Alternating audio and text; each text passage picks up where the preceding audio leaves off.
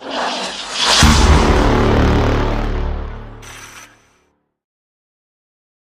I'll take that, man. Yeah, I just want to say thank you for being a guest on my talk show.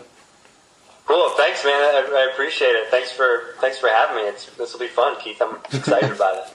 Now, for people who want to know what uncensored is, uncensored's my way to show people that even with war and disability, I can still overcome controversy and reach my goals in life. At the same time, turning myself into a perfect example for people out there deaf, blind, or in a wheelchair. But you should never label yourself, and you should prove to people you can still amount to something. Now, with that being said, what can you tell me about yourself? Wow, let's see. Living in Los Angeles right now. I'm an actor, and I came to Los Angeles by way of Florida, and I've been out in LA for 10 years now, and it's been pretty exciting. It's been a really, really big journey. It's been a lot of fun, and things are going well. All right. But did he run into any hot girls? Sure, yeah. There are lots of them out here. I ran into one in particular, and I married her. So I've been married for over 7 years now, and we met out here. So yeah, there are plenty of ladies out here, but I'm excited I snagged mine. That's awesome. Congrats. Thanks, Keith. Now, I'm going to ask you a lot of easy questions, a lot of hard questions. Now, for becoming an actor, what motivated you? What was your passion behind it?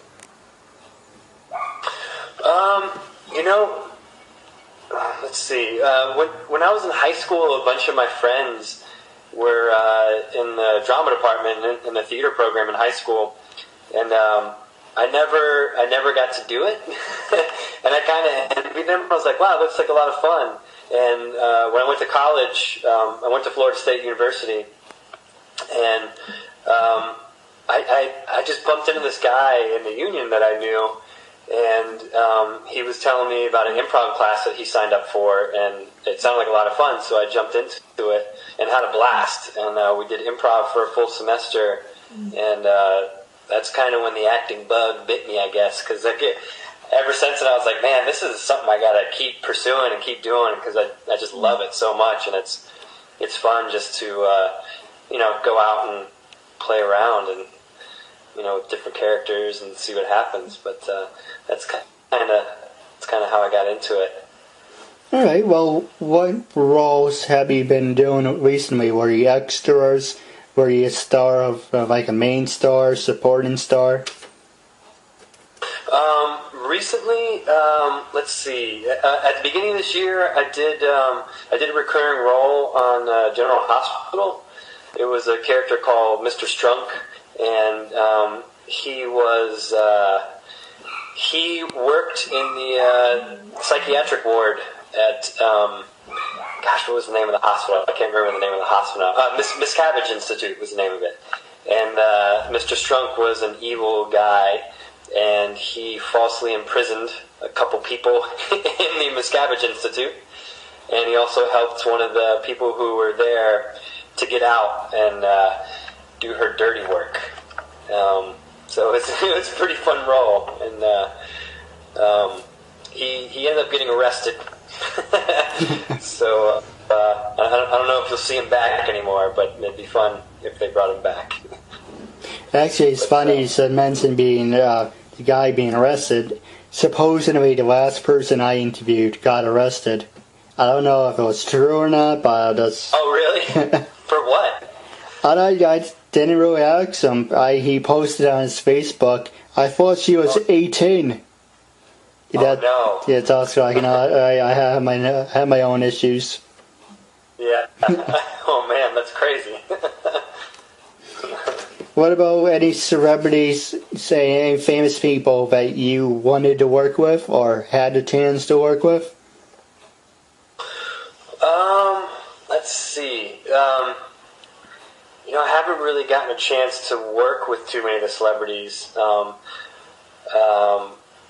did work with a couple of baseball players that were really, really nice. Ben Zobrist and John Kruk.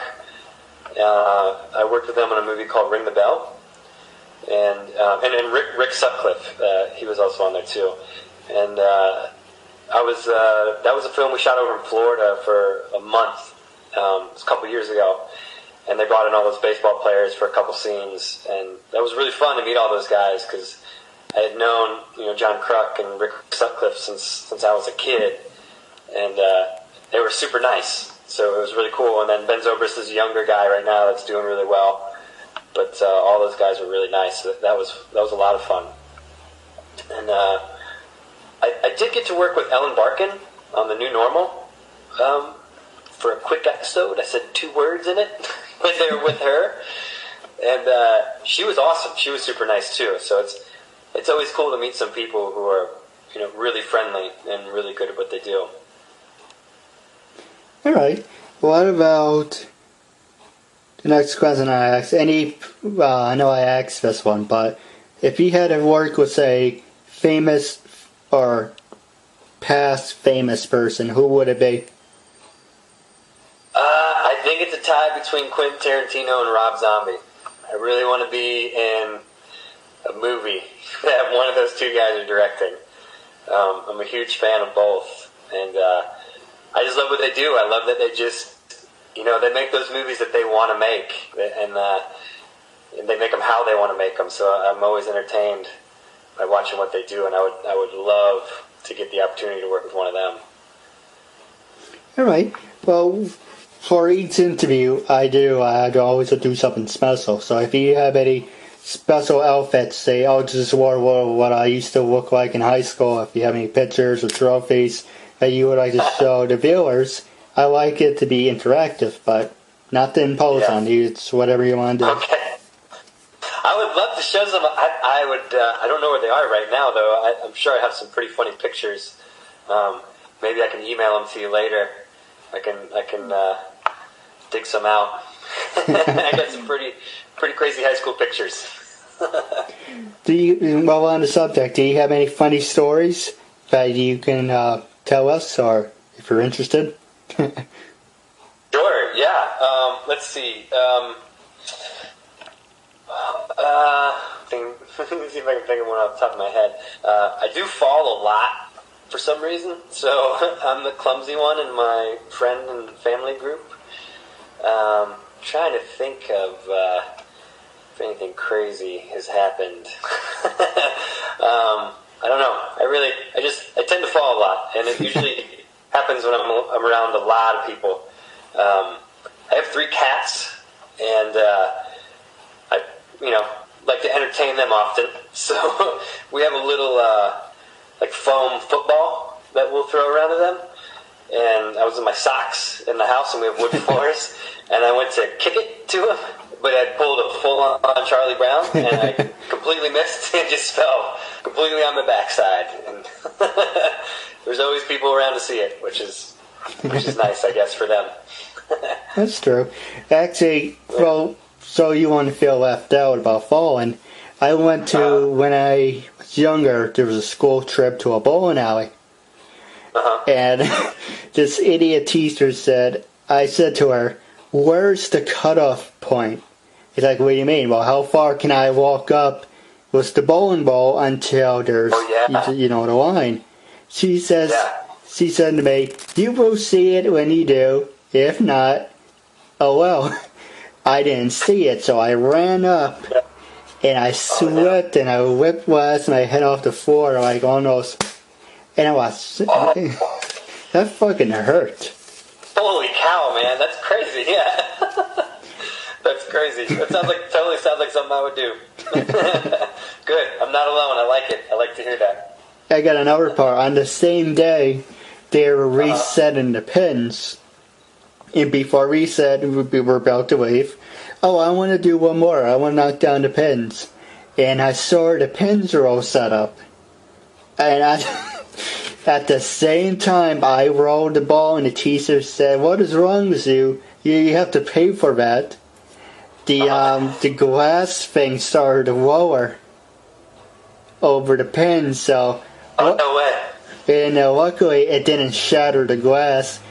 Oh my god. So all it did was the ball bounced off, and they're like, "Oh my god, you're a freaking idiot if that's shattered."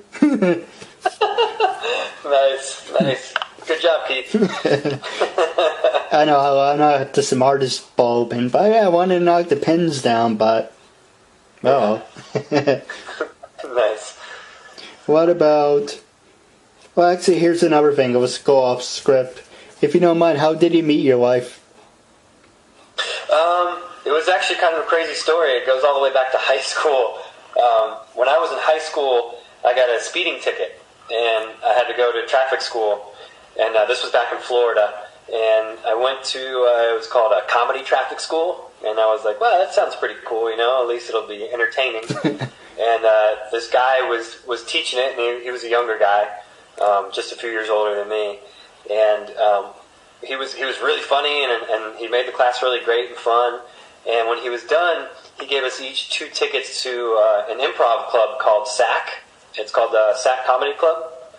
And it's in Orlando. And I took the tickets, and I went and saw a show with a girl who I was dating in high school, and I loved it, and it was so great, which this actually ties into how I got into acting, too. And so after I saw the show, it was a couple years later, I graduated high school, I went to college, got involved in the improv program up there, in the theater program, and then when I graduated, I was like, oh, what do I do now? And then I remembered that place, SAC, and I was like, I wonder if they offer classes. And so I called up, and this girl answers, and her name was Jocelyn, who's now my wife, and she signed me up for classes, and I knew her through friends of friends, so we would hang out every now and then she moved out to Los Angeles a year and a half before I did, and then I moved out, and she was in a band. And that guy who taught my comedy traffic school was actually the drummer in her band. And so him and I became pretty good friends. And when I was out here, I was hanging out with him. And she happened to get out of a wedding and call him and ask what he was doing. And then she came out and hung out with us. And that's kind of it. We started hanging out after that out here, and then got married shortly after that. So it was a big roundabout way, but, finally got married. Yeah, that's awesome. Yeah. Hey, if you can hook me up with a beautiful girl, just let me know. Sure, all right. You're on the East Coast, right, Keith? Unfortunately, for right now. Yeah? Where are you on the East Coast? Near West Point. Near New York. It's kind of like near New York City, but it's an hour and 25 minutes, an hour 30 minutes up north, so it's near West Point. Gotcha, okay. Yeah, I was born in Syracuse, so I'm from upstate. Do you miss it? Spent some time in Utica. But, what was that? Oh, do you miss it? No. I moved when I was really young. I think I was like 5, maybe 6.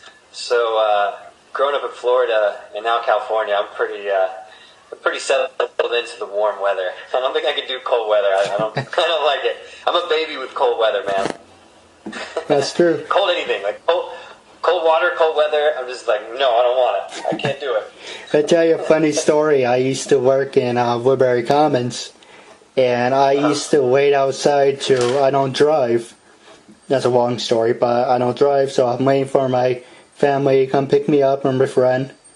And I'm sitting there, and one day, it was freaking cold. The cold went right through me, and I'm like, I have to take a shit. I don't do the cold. Nice. Dude, cold will do it to you, man. That's why I don't like it. Especially this. Here's another funny story for you. This past winter, we got something about like 24 inches, and I think that's not 24 feet. That's ridiculous. 24 inches. Right. Yeah. So basically, it snowed like every day, and it got to a point where the guy was constantly here plowing out the driveway, and he said to me and my dad, "Where do you want me to put the snow?" Because he had a wall of snow here, to your right and left, and it was so much of it. I have a 2-story house. I can jump out the window. That's how far the snow is I can touch. Oh my gosh. And so he's like, where do you want the snow? And I was like, oh no, wherever you make room. We walked into the garage, and I said, how about you shove the snow up your ass? It's like, I don't know where else to put it. It's really got to a point where, thank God we didn't lose the power, or you'd be claustrophobic. Yeah. Oh man, that's crazy. That's crazy. Yeah, I can't deal with snow. Can't do it. What about, how did you handle, well, I don't know if he actually got it, but he did mention you were from Florida, but how many years in Florida did you live there until you went to California? So this ties into the question of, were you affected by Hurricane Sandy? I moved in 2004. So right when I moved, there was a ton of hurricanes moving through. I think that summer it was something like 4 or 5 that actually moved through Central Florida. And I left right before, and I think I left a day or two before the first one hit. So yeah, I wasn't affected by any hurricanes before I left. There was a small one that went through Central Florida when I was in high school, but other than that, nothing too crazy. So I missed all of that. But yeah, so I was 24 when I left Florida. We got some some outskirts of hurricanes hit us when I was younger, so we were lucky. But as a kid, it's kind of fun because you're not getting the worst part of the storm, so you get those outside bans. Sometimes school is canceled, or it's just a flood that doesn't that's not too bad. So they were always kind of exciting as a kid, and I always enjoyed weather. I was kind of a meteorology nerd when I was a kid, so I was always interested in hurricanes and tornadoes and just extreme weather. It's funny you should mention a tornado. I don't know if you heard, but I think like a month, or let's see, it's August now. So about June, you mentioned Syracuse. You were born and raised in Syracuse. I don't know if you still have family up there. If you did, you probably know about this. They got hit by a tornado. Oh, no, they didn't tell me about that.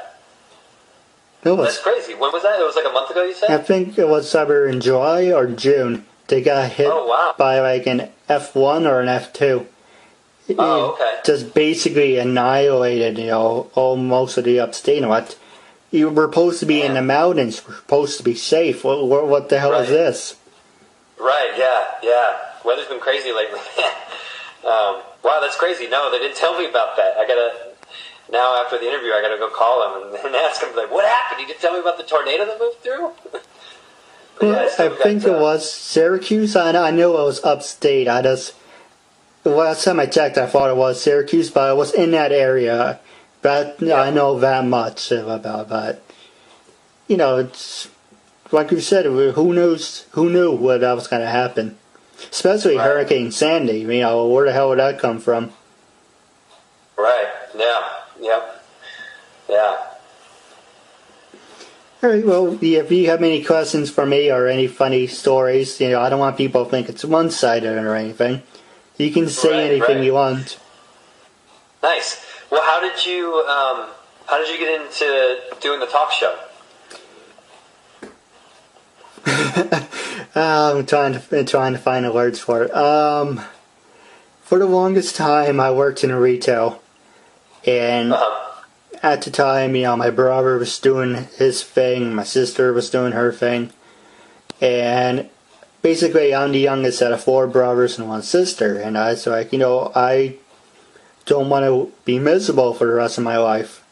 I got people telling me, I've never gotten to amount to anything. I'm just gonna work in retail for the rest of my life. And I got sick out of my own stupidity in working in retail. A long story about that. I'll tell you at some point. And basically, I was recovering for a whole year, just how bad it was. And I said, if I have to work in retail, okay, fine, whatever. I'm going to work in retail. But at the same time, I created my own YouTube channel. It was the Keith Andrew Network. Actually, it was the Keith Andrew Network Inc. I was going back and forth between I and C or I and K. And they're like, oh, you can't do that. You're not Inc. You're not incorporated. So I deleted it. And I created Keith Andrew Network. And I started off just making videos. I used a couple of WWE pictures or videos.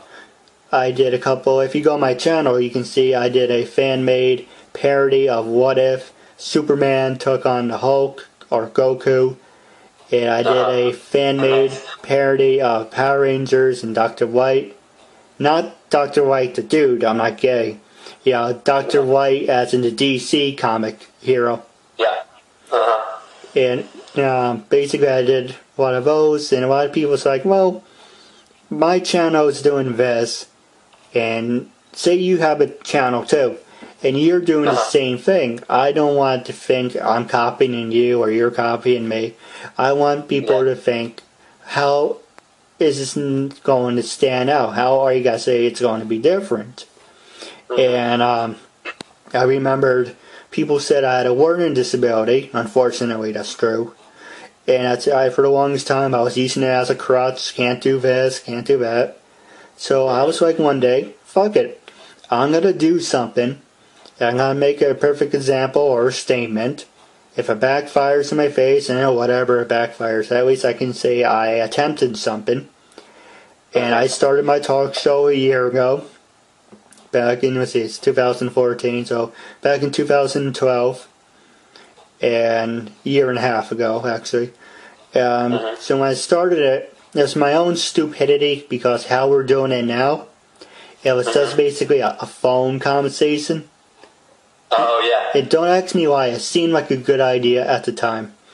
And people were always saying, yo, you have a great thing you're doing. Why aren't you as big or bigger what you're doing?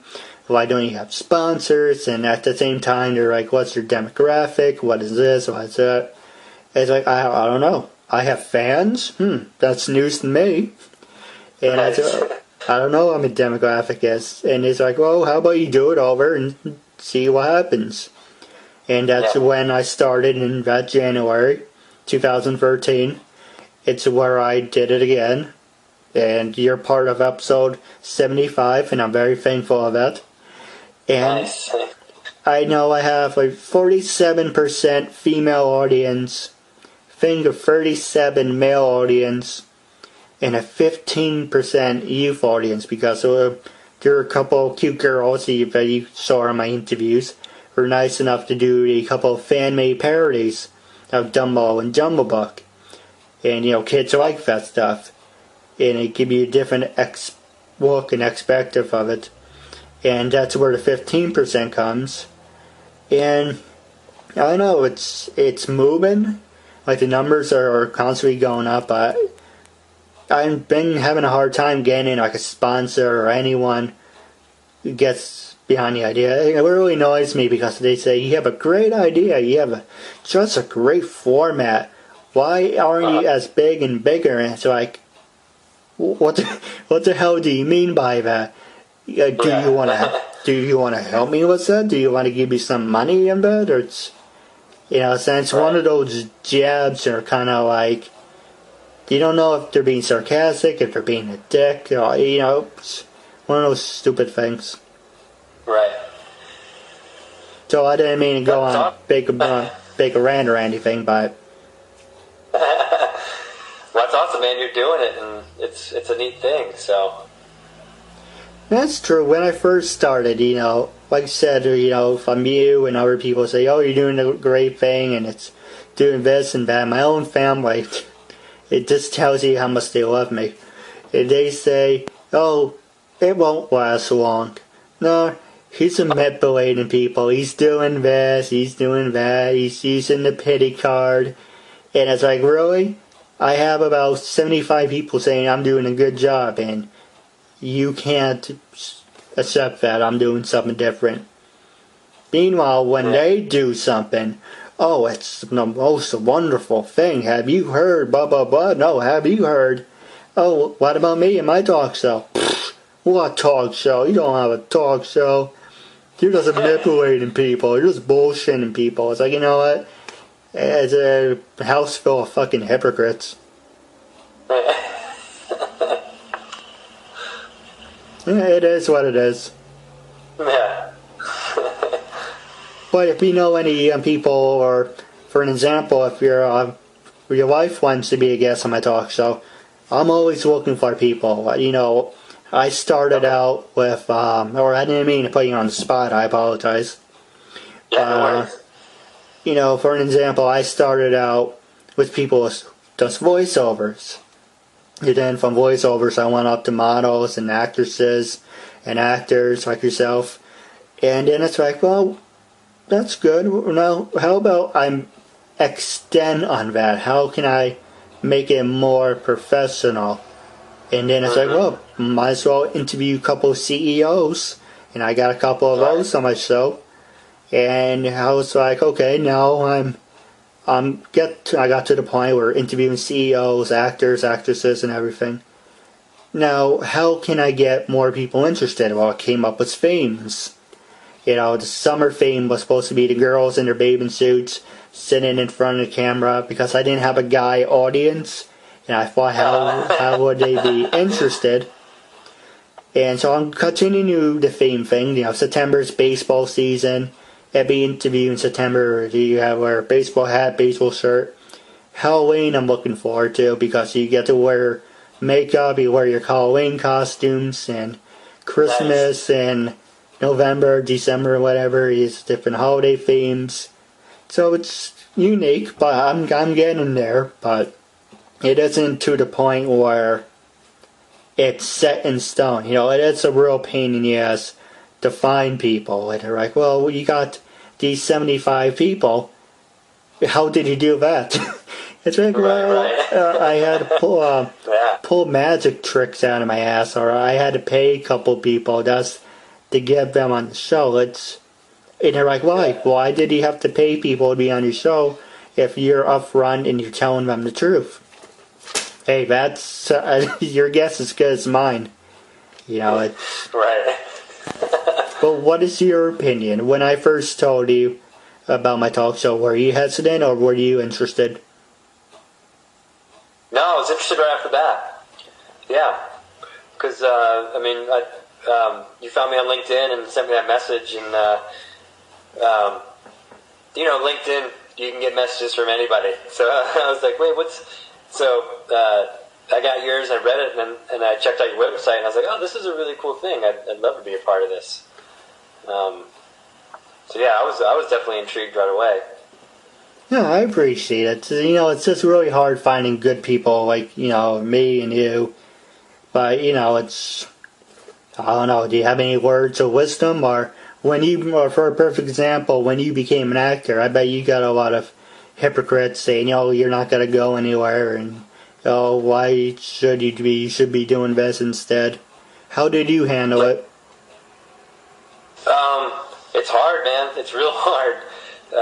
You know, you're always going to encounter people or things that are going to get in your way of doing something that you really want to do, but you just got to be persistent at it, and if it's something you really love, you got to rely on that to bring you through. And also, I mean, as far as me being an actor, I've had a lot of friends and family help me too, because there are times where it's just like, oh man, I don't know if I can do this anymore. I don't know if I can keep going, but you know, especially my wife, she'll always push me along, and I'm happy she does in the end, because it always works out. So it's always a lot of obstacles, and you just gotta keep pushing forward, man.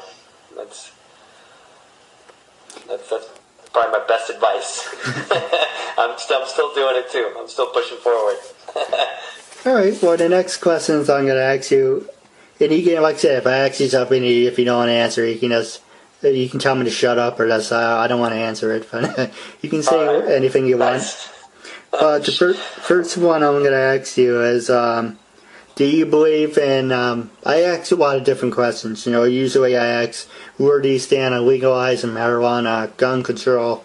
And after 4 or 5 interviews, I was like, I should ask something else. So I'm just going to basically just ask you straight up, do you believe in life after death? I do, yeah. I definitely do. I believe in God, so I believe in heaven and all that stuff.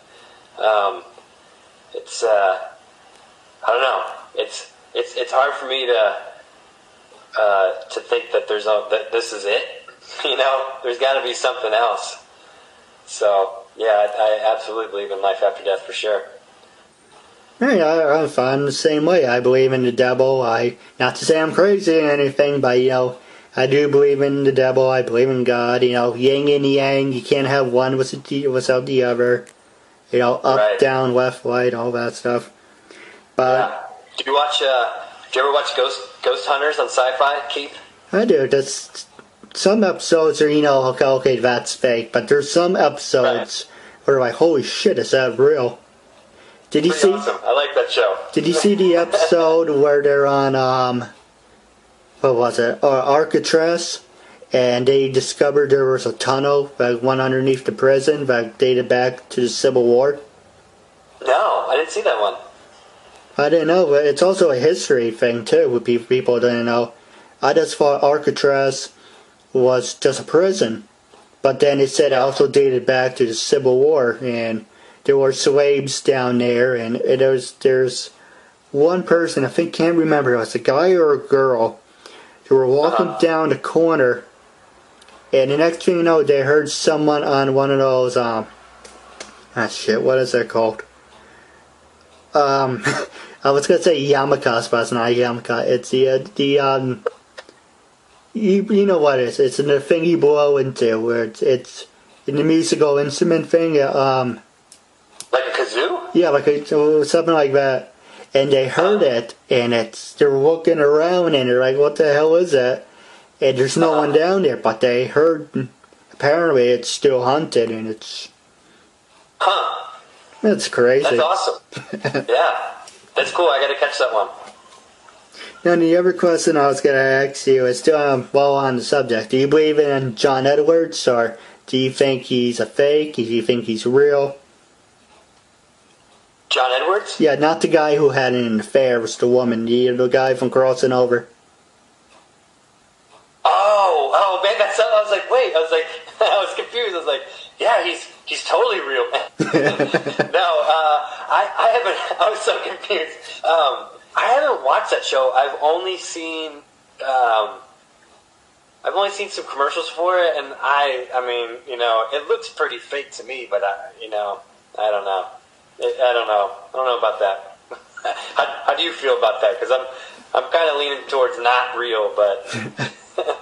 Well, I got a funny story that I'm gonna get to, but that was the last time we were there. A funny story. The first time we went there, nothing already happened. We listened to everyone's stories and everything.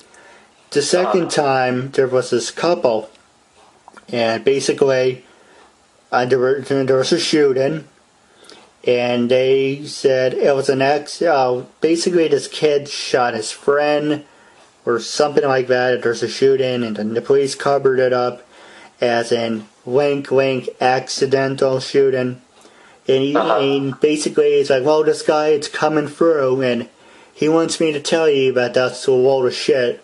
It wasn't an accident. It wasn't an accident.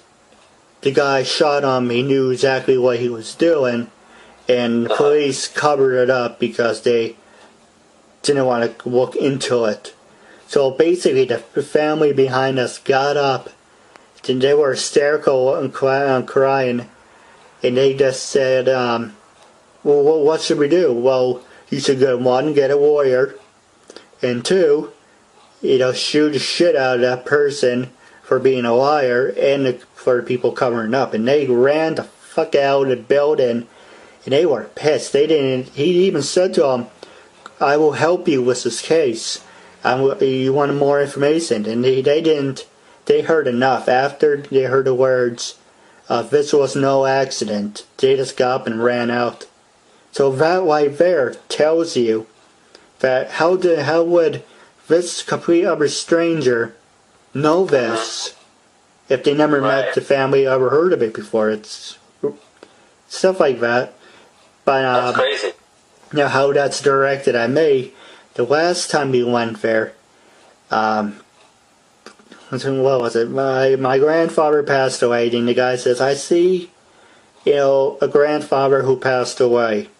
And I see someone going through, and this is, I know it sounds sad right now, but I promise it gets better. He says, I see someone going through the drawers, and they come across, I believe he's telling me, a vibrator. What? Because my grandfather, I don't know, I guess he was old and he had your needs. So he had his own vibrator. And my dad basically sunk down into the seat. I was completely oblivious to it. And it was like, it's over in this, and I swear to God, he pointed right at us.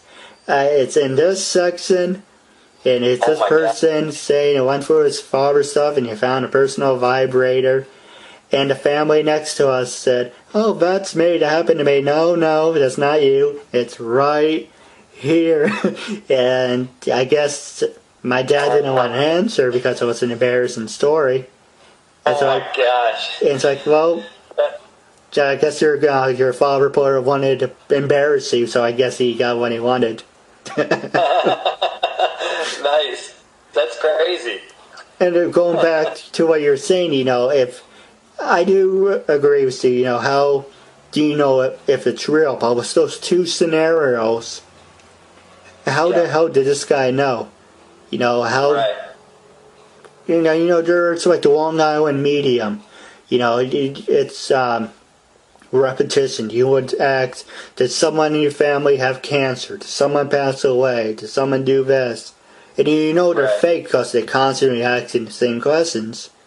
Right. But now, with these two incidents, I think the guy was real because I never met him before. And where the hell did this come from? Yeah, that's crazy, man. That's really crazy. Oh, here's another story. I don't know if you heard about it, but there's a UFO sighting in, I think it was Washington or Texas. It's over at I think it was Washington, over at the Space Museum. There was a big UFO, and everyone was, it's just a government hoax. But as fast as that story only lasted 24 hours. And the next day, they buried it. No UFOs, no pictures. If you have pictures of it, they confiscate it, and it's kind of like... Wait, you're telling us, and this is the next subject I'm going to ask you, do you believe in life in space? And I want me to get your opinion on it first, then I can finish. Sure. Yeah, I absolutely do, man. It's another thing where it's too hard to believe that we're the only living creatures in this crazy universe, I don't necessarily believe that they're little green men like we, like we have the picture in all of our heads. But I absolutely believe there's life out there besides us. Now, on that same theory, and I agree with you, now people say, and then they want to colonize Mars, or, people say they want to colonize the moon and everything and explore for new life. If you picked it up, I use a Star Trek reference, explore the universe.